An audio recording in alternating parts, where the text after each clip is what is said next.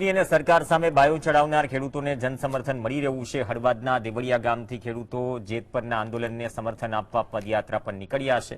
મોટી સંખ્યામાં મહિલાઓ સહિતના ખેડૂતો આ પદયાત્રામાં જોડાયા અને જય જવાન જય કિસાનના નારા લગાવ્યા। ખેડૂતોનું કહેવું છે કે જરૂર પડશે તો તેઓ ગાંધીનગર સુધી પણ પગપાળા કૂચ કરશે।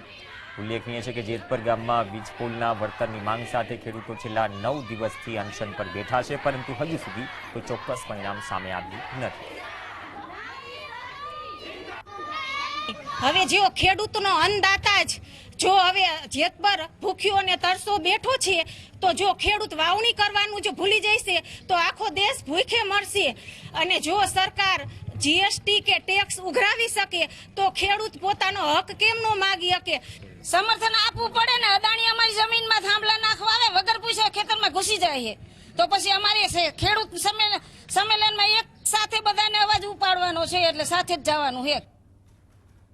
હું ખેડૂતની પુત્રી છું અને મને ખબર છે કે ખેડૂતને પોતાની જમીન પોતાના જીવ કરતા પર વાલી હોય છે।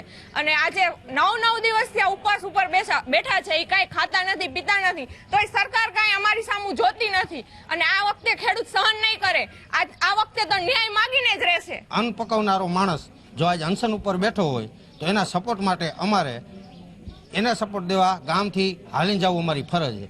એક વખત અમે ગાંધીનગર ટ્રેક્ટર લઈ આવ્યા, હવે અમારે આજે હાલીને જઈ, હવે હાલીને ગાંધીનગર લગી જવાની તૈયારી અમારી છે।